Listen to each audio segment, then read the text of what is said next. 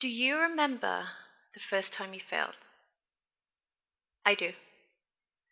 I was in primary school and I brought home 99.5% on an exam. And there was a little careless mistake that I made that cost me the 0.5. And when my father saw that, he called me stupid. As many of you here in this room may understand, growing up with Asian parents, there is no room for failure. I grew up with the fear of getting beaten if I brought home anything less than an A. At school, I was bullied by my peers for my differences. The fact that I was never allowed on stayovers or out late with friends. The fact that I wore glasses, that I was a nerd and Asian. I always felt siloed as the odd one out. I never quite fit in. Even at university, when I thought, by wearing this beautiful yellow dress at an annual ball and I thought I looked beautiful, I got the nickname Big Bird. The result was I hated the skin I was in. Being me was not enough. And fast forward to my 20s, I was working in management consulting, and of course my father's very happy about this career choice. It gifted me a stable paycheck and a great career prospects. What it also gifted me was some anger management issues. By the first few years, I'd actually already broken several keyboards and even stuck a pen through my laptop screen. Accidentally, of course. And I realized I needed to do something about it. And this is when I discovered boxing. I fell in love. The gym gifted me an outlet for freedom. It was the one place where my father's rules and expectations had no place. And the playing field amongst my peers was leveled. Here, I was not judged on my looks or my race. I was free to fail and free to try again. So after winning my first couple of amateur fights, I decided that I was going to break out the corporate prison that I was in and begin life again as an entrepreneur in women's fitness. At the same time, I decided that I wanted to become a professional MMA fighter. That is, someone who fights in a cage. I got told I was crazy. My father chastised me. He said he should have never spent any money on my education. But I so badly needed to break out of that prison that it didn't matter what anyone thought. I was sick of being bullied. I was sick of being Big Bird.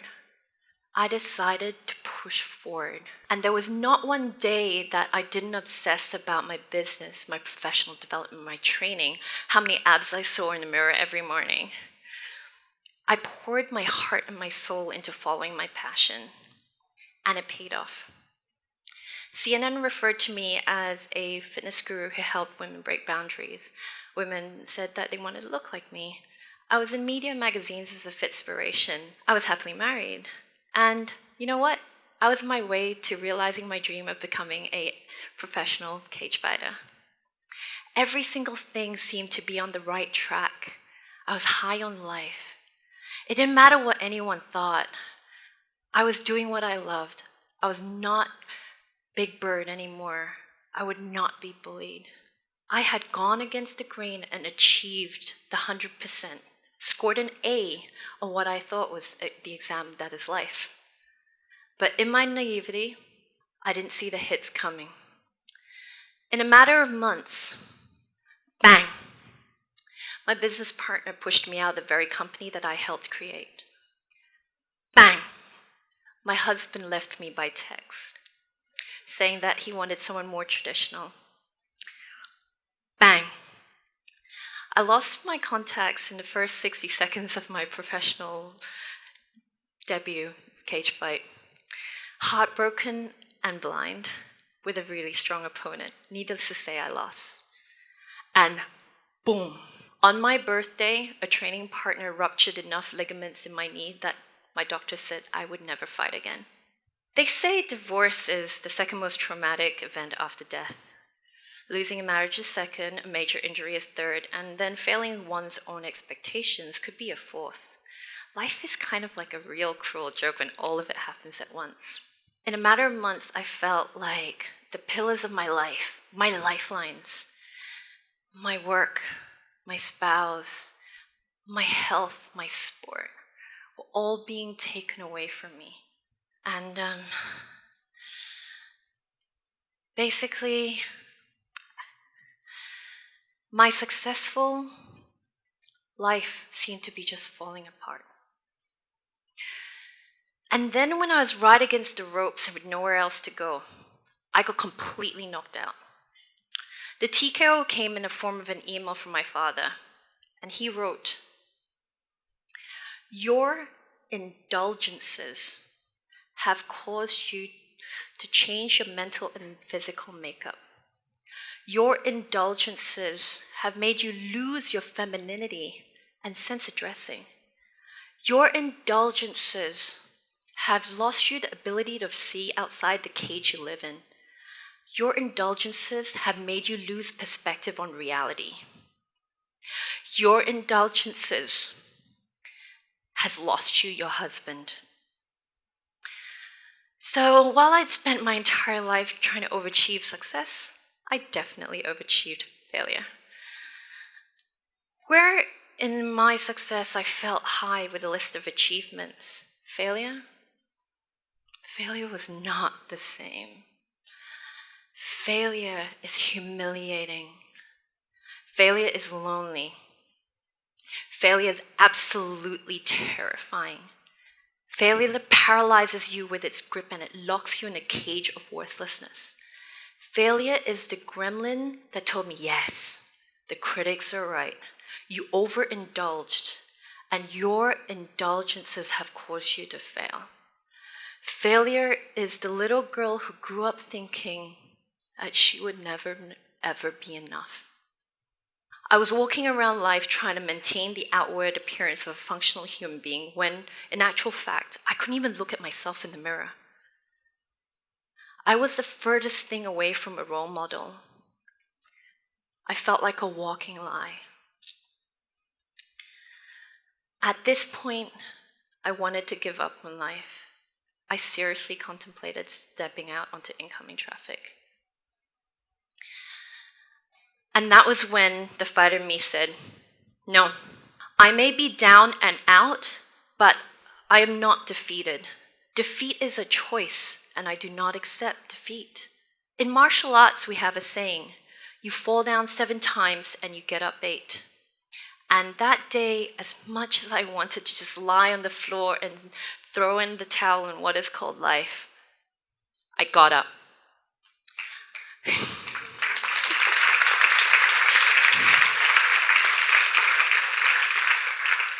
And I said to myself 3 words, I am enough.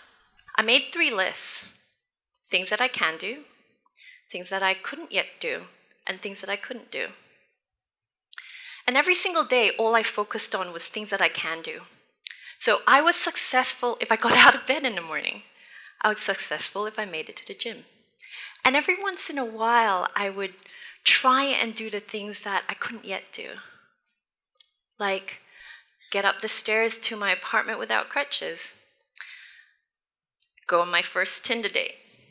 And every single time those things were a success, I put it into the can-do bucket. And over time, as that can-do list grew, I felt more and more successful.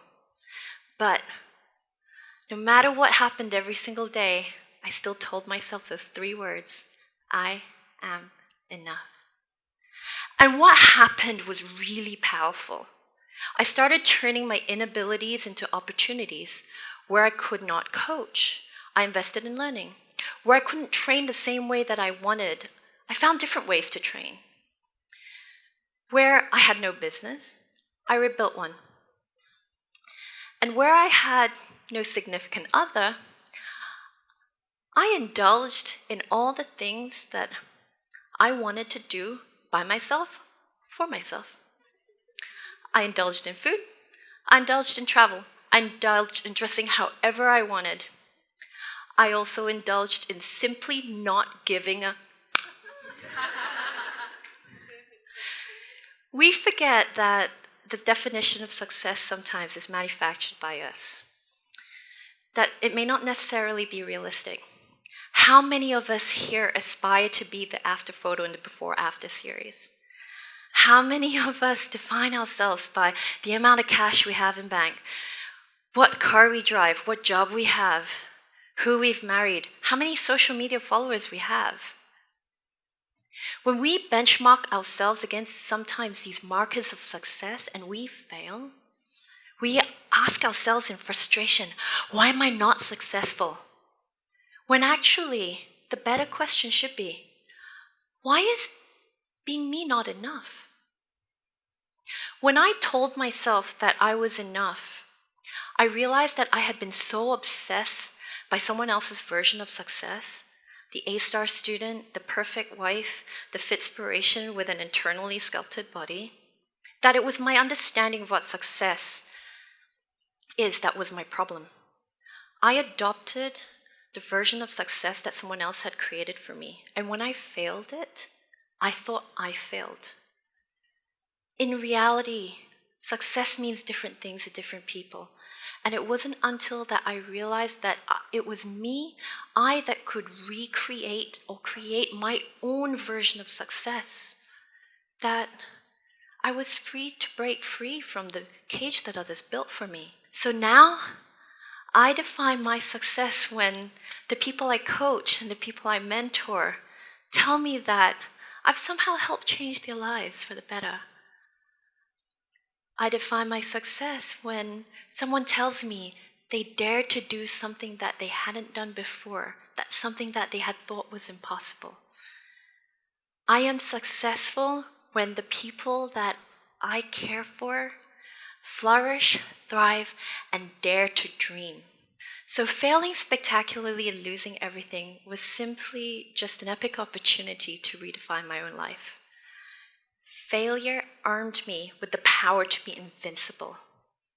Because when you have been knocked down to rock bottom and you survive that, you are invincible. Failure helped me redefine my own success. Failure taught me that life is so worth fighting for, that down and out should never be an option. So, if you have ever been in a position where you did your best and you were told that it was not enough, or if you at one point felt that you were not enough, I want you guys to remember that even if you fall short of 100%, you can be successful because you are enough. Embrace failure as the opportunity to redefine your own version of success.